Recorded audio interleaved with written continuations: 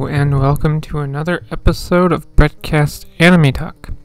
It's been about 2 weeks since my video in which I talked about the third season of Sword Art Online, the Alicization Rising arc. Now I am back to talk about Season 4 of SAO, the Alicization-War of Underworld arc. Remember, there will be spoilers. I want to start by saying this. At the end of my Season 3 video, I said in a hopeful tone that I hope that Season 4 gets better than Season 3 was, and well, it was not. Let me start with what I liked from Season 4, which is absolutely nothing. And no, I'm not being hyperbolic. I started Episode 1 and it was okay, same with Episodes 2 and 3, but once Episode 4, 5, and everything else hit, all faith I had in this season was gone, and it didn't do anything to bring that hope back. Let me give you a basic plot summary for Season 4. It picks up with the guys that infiltrated Wrath using 2 of the STLs to go to the Underworld. At the same time, Asuna is going into the Underworld because the 2 Wrath guys think that seeing her is all that is needed to wake Kirito up. The first problem begins here because we don't see Asuna inside the Underworld until the end of like the 4th episode, but not necessarily fully until the 5th episode. But anyway, the battle between the armies of the Darklands and the humans continues on until Dark Lord guy swoops down on his evil dragon and snags Alice. This causes the leader of the Integrity Knights to go after them, and when he catches up, he kills the Dark Lord's dragon. The 2 face off, and the Dark Lord guy gets defeated, but the leader of the Integrity Knights also dies. Alice wakes up and sees this, and then Asuna then shows up to tell her that she needs to get to the World's End altar so they can get her out to the real world. She gets a little emotional, but ends up going anyway. It's also around this point when people from the real world are able to get into the Underworld. Like our bad guys get a bunch of VR MMO players from America to log in to aid him. And then they also get the help of Korean and Chinese VR MMO players as well. But then the heroes are able to convince 2,000 Japanese VR MMO players to log in and help defend the Underworld.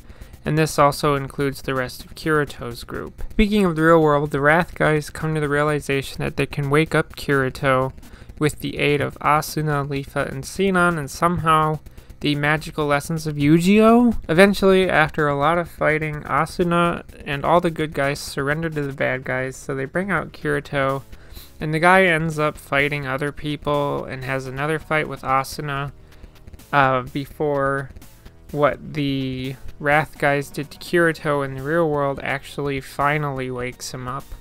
When he does, he does the Kirito thing, fights the bad guy, and finishes him off by turning him into a tree so he can never log out of the Underworld or hurt anyone again. But wait, there's still one more evil bad guy to fight. Kirito grabs Asuna and he flies. He just flies because it's Kirito and he can do anything because he's instantly good at everything.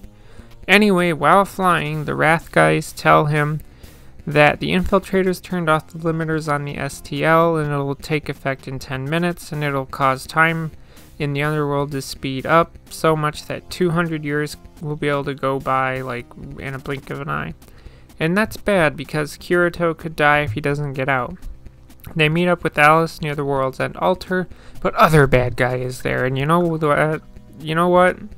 Kirito decides to fight him, while Asuna and Alice go to the altar. The fight was just confusing and painful to watch, but ultimately, Kirito is able to beat the other guy right as the time speed up goes into effect, and then they reveal that Alice got out, but Asuna decided to stay with Kirito because that's what she wanted to do.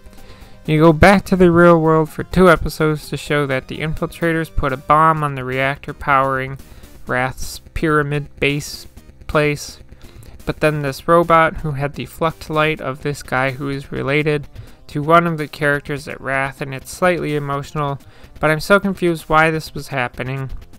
Robot removes the bomb and saves the base anyway. Final episode has a press conference in which Wrath reveals Alice to the rest of the world, and she's just got a mechanical body that perfectly nails her look her look in the underworld, because why not? Asuna and Kirito do get out of the underworld, so I mean, that's good. This is where the season should have ended, but it's not. They eventually get this clue, which leads to being a way back into the underworld. So Alice, Asuna, and Kirito go back to Wrath, set up some STLs, and go back to the underworld. And this is the second point that the season could have ended, but it doesn't. No, the actual ending is them showing us that when the trio go back to the underworld, it's not fantasy world anymore, but it's a sci-fi world, because we see two characters that were in the underworld previously, just like piloting futuristic jets, and they're not called Integrity Knights anymore, they're Integrity Pilot. There's also a giant space monster in which the powers of Kirito, Asuna, and Alice combined end up killing the monster. And then the two in the jets realize, oh wait, we do know who those three characters are. And then we get some text saying that Kirito will raise his sword one last time in the Inter-Intelligence War, and a white screen saying Kirito will return. And then we get a picture of Kirito standing behind an open door, and that's how it ends. There is not a single thing that I liked about this season of SAO. First of all, there are many times where the ghost of Yu-Gi-Oh would appear to aid Kirito, of course, after he's woken up. And it doesn't make sense because Yu-Gi-Oh's dead. Kirito also thinks about Yu-Gi-Oh an awful lot. And I know they're supposed to just be friends. Sometimes it feels like there's a little bit more going on between Yu-Gi-Oh and Kirito. Second of all, there was this extremely gross and completely unnecessary scene shortly after Leafa enters the underworld, in which she's captured by the woman that's like the leader of the Assassin's Guild, who I thought was dead. But anyway, there's this whole extremely weird like tentacle torture scene involving Leafa, and it's just so gross, and I really wish SAO would stop doing this. It's also weird that even with Alice out of the underworld, she basically admits to being in love with Kirito. She also has this negativity between herself and Asuna, and I don't want it. I do not want some strange love triangle feud going on with Alice, Asuna, and Kirito. I mean, he gets all the girls already anyway. We don't need to have two of them fighting over him. The final thing, and I talked about this in my previous video, is with Kirito. And I know I talked about this in my previous video, but I'm going to say it again. Kirito is out of action in Season 4 until like the last third of the anime, and yet when he comes back, he's all powerful. He's just able to fix the Blue Rose Sword. He magically makes his original SAO outfit appear for the second time. And he's able to literally fly out of nowhere. He makes just wings appear at one point out of nowhere. Kirito is a Mary Sue, I'm sorry, but he is a Mary Sue, and there is nothing that anyone can tell me that will make me change my mind. Kirito is not relatable in any way. As I said in my previous video, I am a fan of SAO, as I do like SAO and SAO 2, but Seasons 3 and 4 are awful.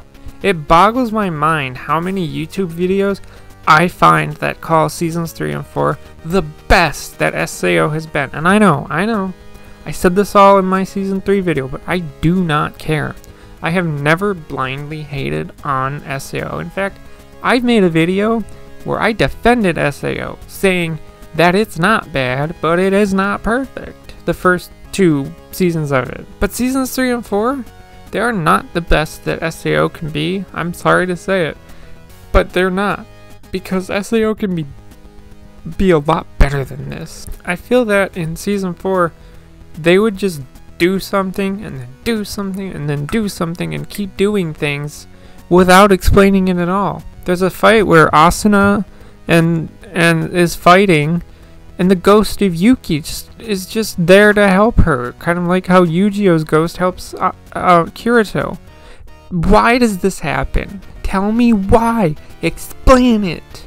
At the end, I just stopped asking why stuff was happening and just accepted that things are happening and I am never going to understand why they're happening. Plus, the season 4 ending flat out sucks.